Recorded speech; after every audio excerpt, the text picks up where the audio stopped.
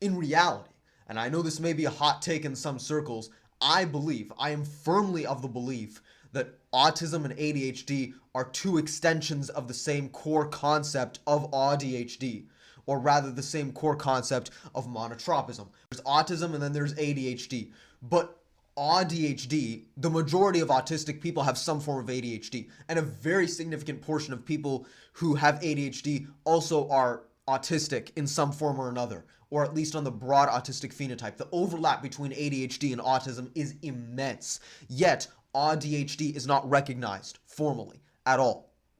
In fact, the term AuDHD only originated within the past 5 years or so, if I recall correctly. We have to understand the nature of masking in the context of AuDHD. See, a person who is AuDHD does not have an autistic brain and an ADHD brain. They simply have a brain. And a person who is masking ADHD is thus more likely to mask autism and mask more traits of autism. Likewise, a person who is primarily masking autism is more likely to mask ADHD and traits thereof. It's very important for professionals, parents, and AuDHD people ourselves to think about this. And I see how masking my ADHD has led me to masking my autism in many different ways. It has led to the same negative mental health effects because, after all, I only have one brain with both neurotypes. Because the masking of AuDHD is not just the masking of pure autism, it's the masking of an entire brain which is not fully understood, which is not fully accounted for by an autism diagnosis or by an ADHD diagnosis. There, that's what I wanted to say. An autism diagnosis and an ADHD diagnosis alone do not fully account for the experience of AuDHD. Part of the reality of masking in the context of AuDHD is that something that ADHD people struggle with is being hypercritical of ourselves.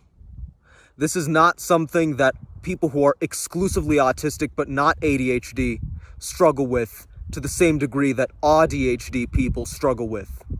We have the added element of masking our autism, and also the second added element is the hypercriticalness, self-hypercriticism common to ADHD. This struggle can make masking of AuDHD even worse than masking only autism or only ADHD.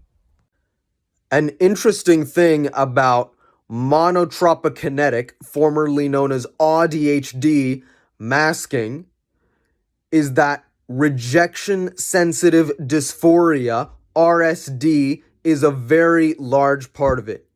RSD is a specific type of learned helplessness where a person has a much higher than average fear and hatred of rejection.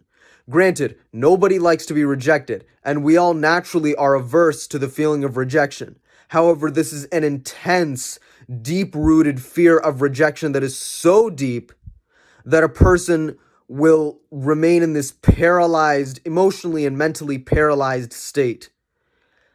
This fear can cause an autistic person who is also kinetic to mask even more intensely than they ordinarily would.